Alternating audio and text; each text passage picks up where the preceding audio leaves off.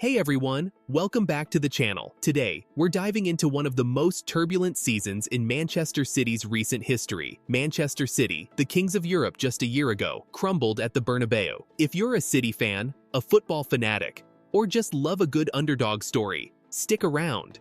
Because this video is packed with twists, drama, and some surprising insights into Pep Guardiola's latest challenges. Kylian Mbappe's hat trick, Pep's locked office, and a £9 million disaster. This isn't just a bad night, it's a full-blown crisis. Stick around, because we're breaking down everything. The financial fallout, Guardiola's cryptic end-of-an-era comments, and the bombshell replacement already lined up. Oh, and those 115 charges? Buckle up, this is wild. Manchester City's hopes of clinching a fifth successive Premier League title might now be on hold as focus shifts to securing next season's Champions League qualification. Yes, you heard that right. After a disappointing campaign in Europe, City are now eyeing a top 4 finish as their immediate priority. Haaland and De Bruyne, they were a shell of themselves. Mbappe, unstoppable. Diaz's horror error, Stones injured pregame. This was a nightmare. But here's the kicker. Pep admitted, we weren't good enough. For a perfectionist like him, that's devastating. And guess what? This loss isn't just emotional, it's costing them millions. Let's talk money. But here's where it gets even more dramatic. Despite earning around £63.5 million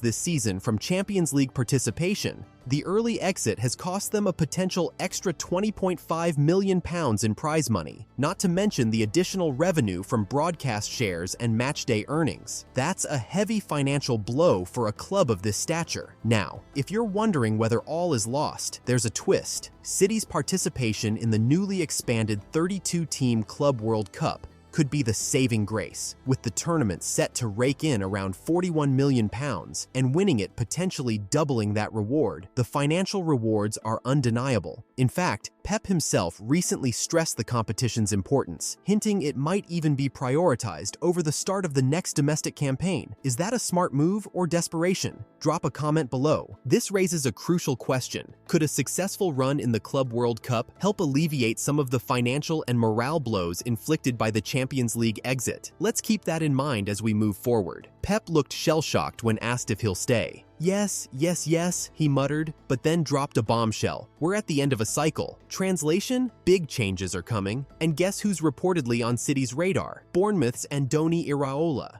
Yeah, the guy who's 1 point behind them. Pep's aura is fading, folks. Looking ahead, it's clear that City are not just sitting back and accepting defeat. The rebuild began in January with new signings like Omar Marmoush, Abdulkader Kusanov, Vitor Rice, and Nico Gonzalez, and the chatter is growing louder. Rumors link them with Juventus fullback Andrea Cambiaso and Bayer Leverkusen playmaker Florian Wirtz. On the flip side, departures seem inevitable too. Kyle Walker's exit is likely to be confirmed, and Kevin De Bruyne, whose contract is about to expire, appears to be on the move. But here's the drama. If those 115 charges lead to relegation, this rebuild could implode, which brings us to the real crisis. Imagine if City get relegated. No UCL, no superstars, no Pep. The verdict drops this season. Guardiola's cycle ending might be the least of their worries. Plus, the persistent injury issues, think John Stones, Nathan Ake, Ruben Dias, and Manuel Akanji, mean further defensive reinforcements might be on the cards. City's summer window could be one of the busiest yet, as they work to rebuild a squad capable of reclaiming European glory. While on-field struggles have dominated headlines,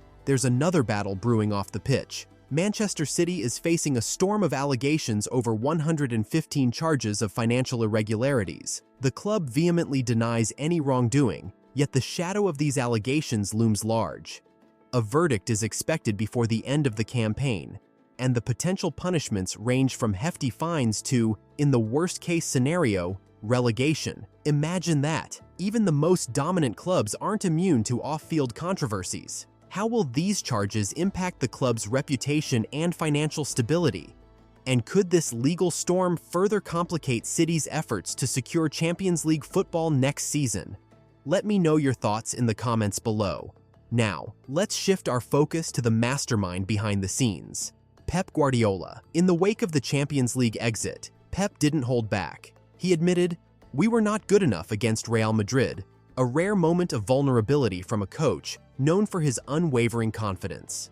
After a crushing 3-1 defeat in Madrid, Pep acknowledged that this season, for the first time, he felt his side was simply second best. His message was clear. The best team won. They deserved it. We need to learn from it and move forward. But this wasn't just about accepting defeat. It was a call for introspection and a roadmap for improvement. Pep also reminded us that even though City's campaign in Europe might have ended, they still have 13 Premier League games left to fight for a top 4 finish. Talk about pressure. One of the most memorable and painful moments was the collapse in Madrid. It wasn't just the loss on the pitch, it was a night of missed opportunities, injuries, and a performance far below City's high standards. Kylian Mbappe's hat trick sealed the deal, while key players like Erling Haaland and Kevin De Bruyne were sidelined due to injuries and other issues. Pep even revealed the extent of the crisis. After the game, he locked himself in his office, seeking solace from the harsh reality of the defeat. Imagine walking into the dressing room, seeing your coach so dejected that even his physical appearance, cut nose, blotchy patches from frantic rubbing, shocked everyone. It was a night that laid bare the immense pressure and the toll that relentless high-level football can take on even the best in the game. This internal meltdown wasn't just a moment of weakness. It symbolized a turning point. It was a stark reminder that even the greatest managers are human, and that sometimes the weight of expectation can be almost too much to bear. With such a dramatic season unfolding, speculation about Pep's future is inevitable. Recent reports have even floated the idea of Bournemouth's Andoni Iraola as a potential replacement. But here's the thing. Despite all the setbacks and the ongoing legal and financial battles, Pep's commitment remains unshaken. When asked if he still wants to be Manchester City's manager, his answer was a resounding, albeit slightly bemused, yes, yes, yes. His contract now runs until 2027, meaning he still has 2 more chances to add another Champions League title to his illustrious career. However, even Pep acknowledged that this current City team might be at the end of a cycle. Change is coming, whether we like it or not, and it could mean a complete overhaul of the squad and strategy in the coming months.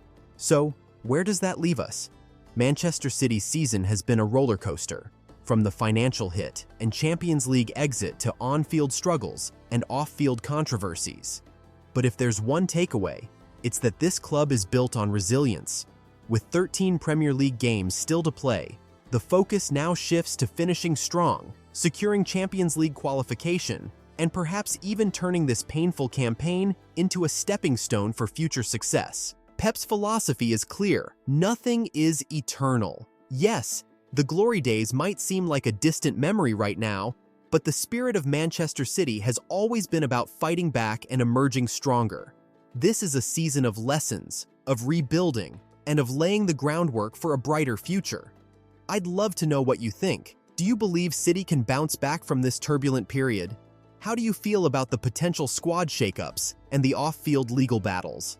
Drop your thoughts in the comments below, and if you enjoyed this deep dive into one of the biggest stories in football right now, be sure to hit that like button, subscribe, and ring the notification bell so you never miss an update. Thanks for watching, everyone. Remember, in football, as in life, every setback is just the setup for a major comeback. Until next time, keep the passion alive and stay tuned for more updates on your favorite clubs. See you in the next video.